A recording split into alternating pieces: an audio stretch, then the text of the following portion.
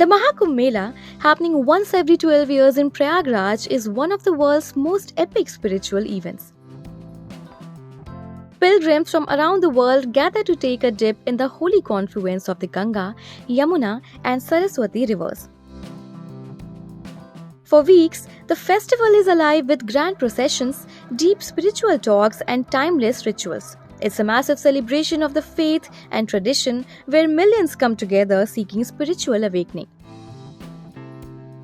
But this time, the real buzz isn't just about the rituals, it's the quirky Baba stealing the show.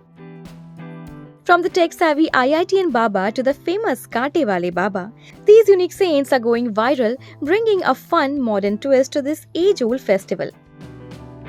Let's dive into the exciting world of Mahakumbh 2025 and meet the Babas who are setting social media on fire. जैसे ही सवाल पहले में से कुछ पूछा ना कहाँ से आए हो तो उसको बहुत सारे जवाब देता था कभी बोलता था कैलाश से आया हूँ कभी बोलता था मैं कुंड से आया हूँ कभी बोलता था यहाँ से आया हूँ बट फिर मुझे समझ में आया कि ये जो आप जो पूछ रहे हो उसके हिसाब से दो ये पूछ रहे हैं कि अभी इस शरीर का जन्म कहाँ से हुआ है तो हाँ उसका वो तो हरियाणा में जन्म है मेरा हरियाणा में झज्जर जो जिला है तो स्कूलिंग वगैरह वहाँ से हुई फिर उसके बाद पढ़ाई के लिए जैसे जेई वगैरह एग्ज़ाम की तैयारी की तो तैयारी करने के बाद फिर मुंबई गए आईटी मुंबई एरोस्पेस इंजीनियरिंग के बाद वही उसको ऐसे समझ में आया कि ये आधा अधूरा ही है कि इससे तुमको क्या मिलेगा मतलब ठीक है पैसे तो मिल जाएंगे बट वो क्या तुम वो वाली चीज़ पूरी लाइफ भर कर सकते हो क्या सेम अब वो लाइफ भर यदि नहीं कर सकते हो मतलब तुम उब जाओगे इस चीज़ से तो मेरे को वैसा चाहिए था लाइक पूरा जॉब लाइक हाँ ऐसी चीज़ मुझे मिल जाए जो मैं करता रहूँ बस मज़ा आता रहे लाइफ चली जाए पूरी और उसकी खोज में तुम निकलते गए फिर जैसे मीनिंग ऑफ लाइफ तुम ढूंढते रहते हो यार ये लाइफ का मतलब क्या है मुझे क्या करना चाहिए आगे बढ़ते जाते हो उसमें बहुत सारे ऐसे रास्ते आए बहुत सारी चीज़ें हुई बीच बीच में यहाँ वहाँ मोड़ आए बहुत सारे धीरे धीरे आके फिर तुमको वही फाइनली वही तुम ऐसे ही देखते हो कि जो होना होता है वो वैसे ही होता है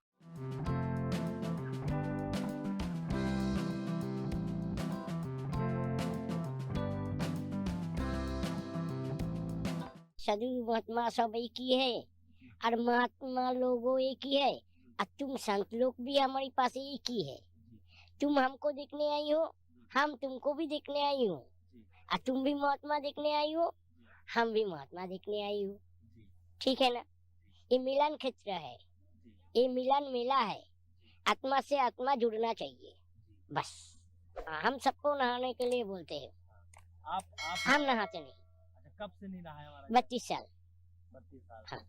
तो ऐसा क्यों महाराज जी आपने संकल्प किया? हमारे मन में एक संकल्प है इसीलिए हम नहाते नहीं जब हम नहाएंगे क्षिप्रा में नहाएंगे और कामाख्या चले जाएंगे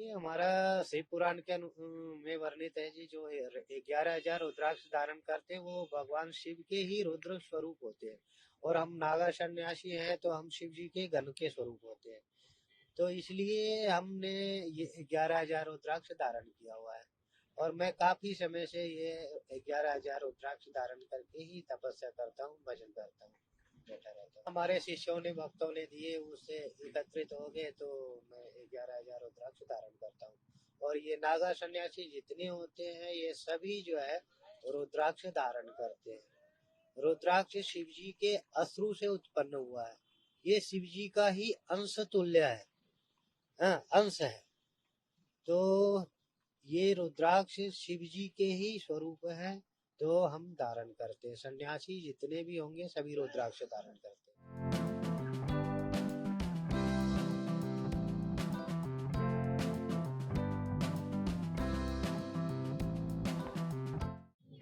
आप यहाँ पर कांटों पे लेटे हैं इसको कैसे सहन करते हैं प्रभु की महिमा है तो क्या कांटे आपको चुभ नहीं रहे सब भगवान की महिमा है उसको पूजा करता हूँ गुरु की सेवा करता हूँ गुरु ने ज्ञान दिया गुरु से आशीर्वाद दिया हमको कब से कांटों पे लेट रहे हैं आप ये आज 42 साल हो चुका है हर साल लगाता हूँ कहाँ कहाँ जाते हैं आप? हाँ, कहाँ कहाँ जाते हैं आप? जो जाते हैं उज्जैन जाते हैं, नासिक जाते हैं, हरिद्वार जाते हैं, गंगा सागर जाते हैं। और जो घाटों पे लेट कर आप एक तरह से साधना करते हैं, इसका लाभ क्या होता है? लाभ होता है शरीर का, मैं अपने शरीर के लिए करता हूँ लाभ। मरीज जाता है डॉक्टर के पास जाते हैं, दवा खाते हैं, शरीर सही रहता है। हम साधु हैं, तपस्या करता हूँ, मेरा कर्तव्य है तपस्या करना। ये जो कांटे हैं, क्या अभी आपको कभी कोई चोट आपको पहुंचाते हैं? वो चाहता नहीं है, तो कैसे कोई तकलीफ नहीं होता है। क्षमता कैसे बनाया आपने कि ये जो कांटे हैं ये आपके शरीर में ना चुभे? उसको सेवा करता हूँ। यहाँ बड़ी तादाद में लोग आपके पास आ रहे हैं, जो आपका मंदिर है, और आपको कहीं ना कहीं प्रणाम कर रहे हैं, आपको दक्षिणा दी जा रही है। कितनी कमाई हो जाती है?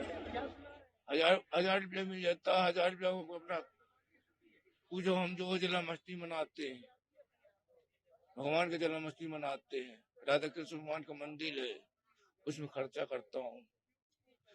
5 जिले के मेहमान आते हैं, उसमें खर्चा करता हूँ।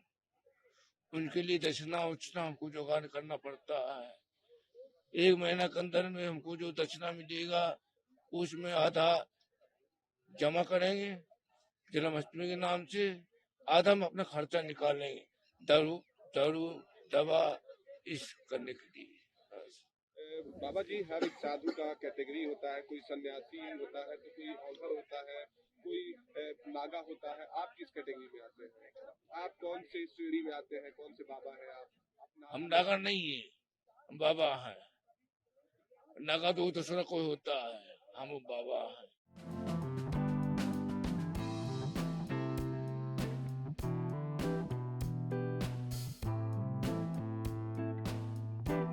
कभी सोचा नहीं था मैं इतना लंबा समय अयोध्या में गुजारूंगा, किंतु इतना लंबा समय गुजारा और उसके बाद उन्होंने मेरे को धकियाया कि तुम चलो प्रयागराज, तो मैं प्रयागराज आ गया। अब जैसा उनकी जितनी आज्ञा होगी उतने होगा प्रभु, उनके बिना तो पत्ता नहीं हिलता।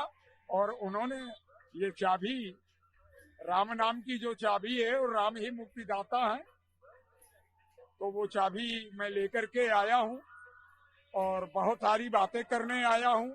अब जब मेरे को स्थान मिल जाए, मेले में मैं स्थापित हो जाऊं, तो मैं वो संदेश अवश्य, विश्व शांति का संदेश प्रसारित करूंगा। सर्वथा अनूठा यदि हूं तो कुछ वो संदेश भी अनूठा होगा, कल्याणकारी होगा, सर्व मंगलकारी होगा, और यही कामना है। इसी कामना के लिए मैं अब तक जीता हुआ आया हूं और चाहूंगा कि आप सबका सहयोग मिले, कि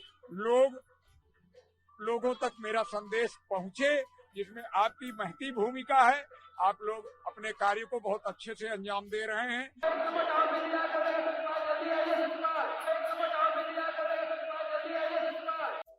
Subscribe to Midday India. Get direct notifications on all our videos by clicking on the bell icon.